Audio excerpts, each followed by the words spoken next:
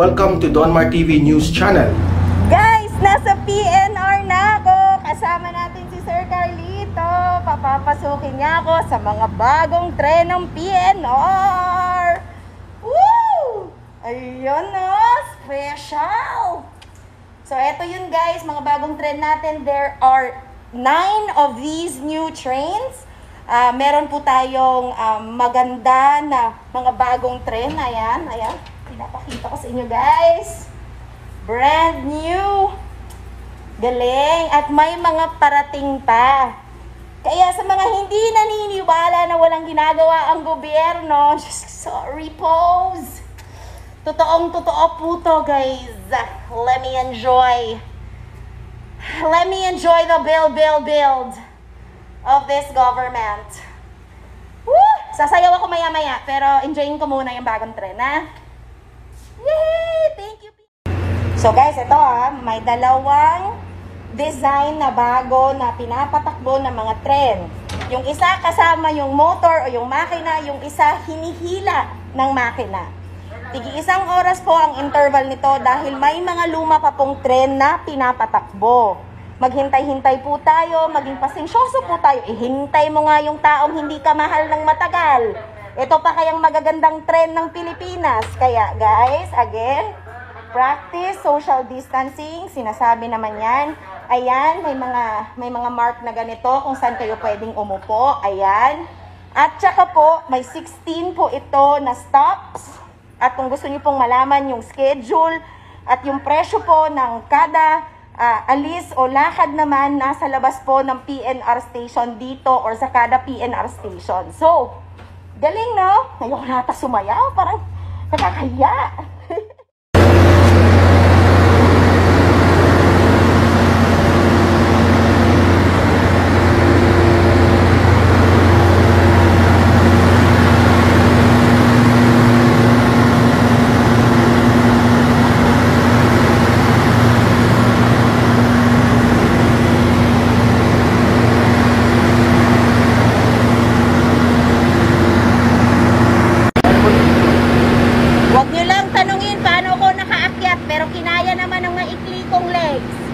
Ito po siya, magkabilaan po ito. Kaya eto na yun guys. Ayan, talagang eto yung place. So hindi na iikot, syempre, so magkabilaan. 30 pesos lang daw po ang galing Tutuban, papuntang Alabang. At ayan, paalis na siya. Bye! Thank you sa tour, PNR. Ako kasi 10 years ako dito sa Manila. So from 2005 to 2015, I was here. Pumunta ako dito talaga sa Tutuban. Nagpi-PNR talaga ako. At saka kaloka talaga yung mga trains dati. Mabaho, galit lahat. Walang masaya. Alam nyo rin kasi, wala pala silang sweldong maayos. 4 na administrasyon ang dumaan, 2 decades, wala silang sweldong maayos. 200 pesos makabali lang para may mapakain sa mga pamilya nila. Pero ni isa sa kanila walang umalis. Alam niyo kung bakit? Kasi mahal nila yung mga trabaho nila. At siguro na rin wala silang choice. Dahil sa administrasyon na to, yung sinasabi niyong inutil, walang ginagawa at hindi nakaka-feel ng paghihirap ng Pilipino, ito lang yung administrasyon na yon ang nagkaroon sila ng sweldo na maayos. Maganda na trend nila, maganda pa yung lugar nila, nagkaroon ng sistema, nagkaroon ng maayos na pamamalakad ng PNR. Congrats PNR, maraming salamat po sa opportunity na magsabi nito sa Pilipino. Ito, natapos na po itong Laguna Lake Highway. This is a 6.9 kilometers from Bicutan to Rizal to Taytay. Kung dati po 1 oras po ang biyahe, ngayon 30 minutes. At napakaganda po ng Laguna Lake Highway dahil ito po yung first highway na may independent bike lane. So dito makikita nyo po yung bike lane. This is already in use. It was completed early in the term of the President. Started and completed sa term ni President Duterte. Laguna Lake Highway. Southlink Project, ito makakabawas din sa EDSA dahil ito pong i-connect niya yung C5 sa Cavitex. So yung mga galing sa Cavite, galing sa South, hindi na kailangan duman sa EDSA. Dediretso na sila sa C5 using the C5 Southlink. Again, to be delivered in 2022. Already ongoing, natapos na po namin yung Tawid. So actually, may portion ng Southlink na nagagamit na. So from the South, from Parañaque, pwede nang tumawid papuntang C5, utilizing the newly constructed bridge. So may portions that are usable already for the South Link. And of course, na EAX Phase 2, we will be expanding na EAX also. Makakaroon din ng down ramp sa Lawton Avenue. Kaya may widening din kami ng Lawton Avenue papuntang BGC para ma-accommodate po yung down ramp from na EAX. So we'll be expanding the connections of na EAX. So it will improve also the options ng ating mga motorista.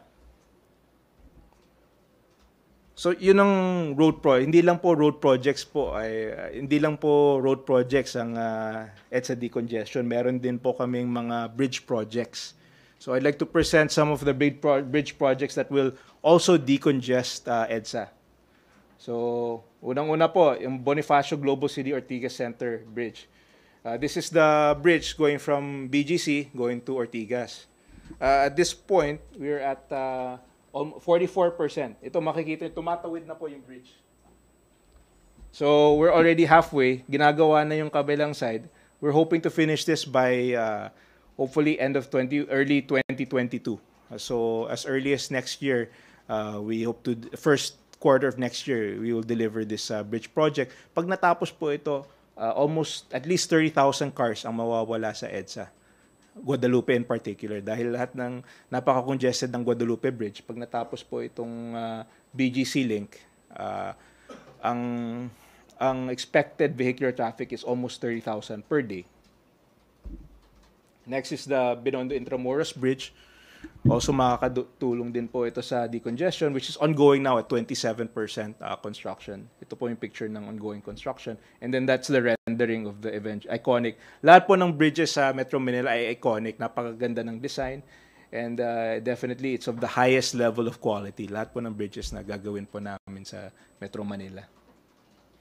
Of course, ongoing na rin yung Estrella Pantaleon. In fact, they're already fabricating portions of the bridge. So isasalpak na lang po sa substructure. So makikita nyo na po ongoing na at this point we're at almost 50% construction. So we can expect that either by the first quarter of next year, ma-deliver na rin yung Estrella Pantaleon. And this will be a big also will create more it will help to decongest EDSA. Ito po yung ibang bridges naka-line up sa Metro Manila, yung North-South Harbor Bridge, the Palanca-Villegas Bridge, the East Bank-West Bank Bridge, also scheduled to be started by this year. So yung tatlong bridges na binanggit ko kanina, we expect to deliver it by next year. Yung iba will be starting full force construction this year. Kasama rin po yung Marikina Vista-Real Bridge, JP Rizal Lopez Haina Bridge, and JP Rizal St. Mary Bridge. So ito po, these bridges are deliverables in Metro Manila as part of the decongestion program of EDSA. So sa EDSA decongestion, what can we expect sa EDSA decongestion? By this year, by the second half of this year, we will relieve EDSA of 20 to 30%. Malaki po ang improvements sa EDSA, and for the first year starting this year and in subsequent years, we will see continued improvement along EDSA.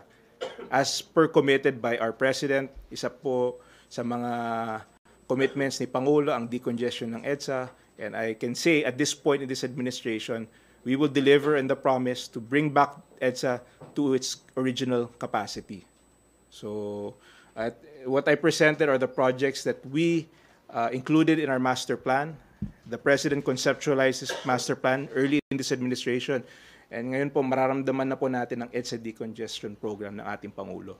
Inihain sa Senado ang isang resolusyon para magkaroon ng pagdinig hinggil sa mabagal na disbursement o paggamit ng pondo sa ilalim ng Bayanihan to Recover as One Act o Bayanihan 2. Ayon kay Senator Francis Kiko Pangilinan na siyang naghain ng resolusyon, hindi katanggap-tanggap ang delay at underspending sa Bayanihan 2 na inaprobahan noon pang July 27, 2020. Dagdag pa ng Senador, naging mabilis ang Kongreso sa pagpasa nito pero naging makbupad naman ang pamahalaan sa pagpapalabas at paggamit ng naturang pondo. Base na rin sa report, may natitira pang 40 billion pesos na hindi nagagamit para nga sa recovery response ng bansa dahil sa pandemya. For as long as we do not have a clean government, for as long as corruption is there, And for as long as there is no law and order, this country, even given 50 years interval, at bigay mo na mga ilang mayors, we would still be in the same level of civilization. We cannot hope to rise. For every table in the government, be it in the local or in the national, pagka dumating yung papel dyan, meron talaga yan. It's either they delay it and pabalik-balikin yung tao until the money is given. Plain extortion. Ganon yan. Permits, certificates of whatever. Yan ang madalas sa Manila. It has to be in connection with your duties. Then, bigyan mo siya ng papel na nakalista na doon ang dapat i-produce niya. And if there's any correction, mag-iwan sila ng address or a cell phone number or they can be called to submit a more detailed or a corrected. But never nasabihin na bukas na kasi ganon, wala pa, hindi pa natapos.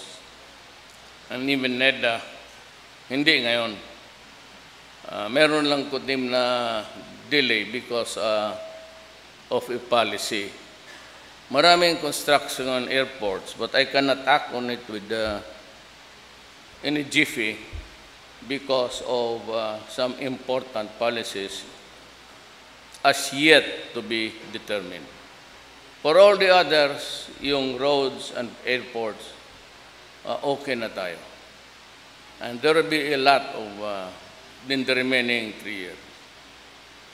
Ako ang gusto ko, ako na lang ang magsalita. Total, andito na lang rin ako. I will be very strict.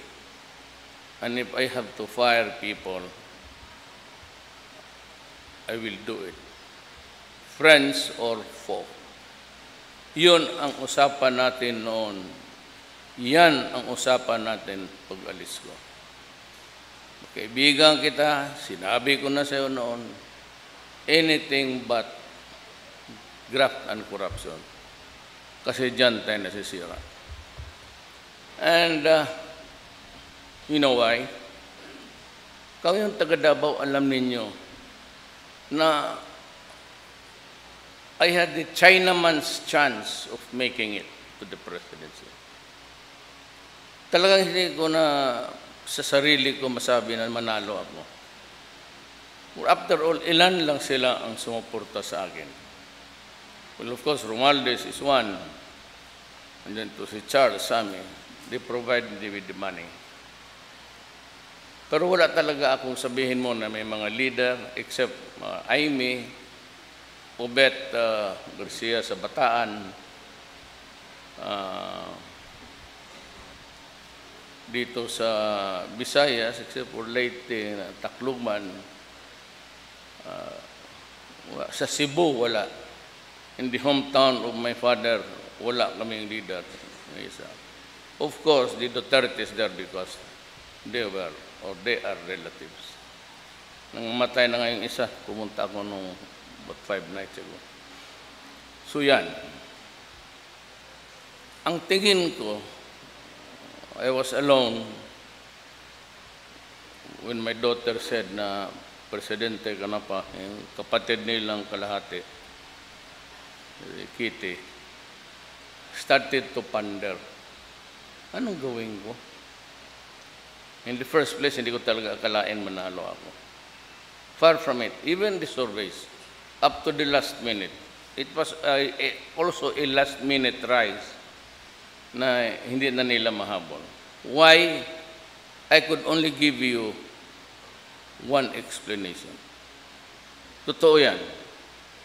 Pero nagbigay sila. Hindi man nila pwede ibigay yung pera nila sa negosyo nila. A little, medyo marami nagbigay. Pero kung malalaki, tama lang. So, bakit ako nanalo? Bakit ako nanalo? Nag-landslide ako sa Metro Manila. But of course, in the provinces where I have my family ties sa Lanao del Sur, this is my mother. Ano lang kasi istorya nito eh. Mahaba na kasi ang istorya bakit kami nagaganon. Yung lolo ko na Chinese, tapos Roa. Just give me a chance to talk to you because I have to retrace why na ganon. Pero yung pagkakunti kong pagkamaranaw gave me the reason for the landslide sa lahat. Sa lahat ng lugar ng mga Moro. And there's a reason for that actually. It's blood. Yung iba naman, ang tingin ko talaga, ang message na dinala ko sa tao. And what was it? Corruption, criminality, droga, pati lahat na. So, sabi ko, sa corruption, hintuanan ninyo. Tayo naman dito, magkasama tayo. But there was never a time na involved itong Davao, itong CDDS. Maybe in the early administration. Pero then I was taking a ride for it. And si mga kaibigan, matanda, itong ang beer na San Miguel, supposed to be in Astorga, nalipat doon sa Santa Cruz sa Darong. Dito sa, but for a simple, yayang hingi. It could have provided tax and work for the people of Davao.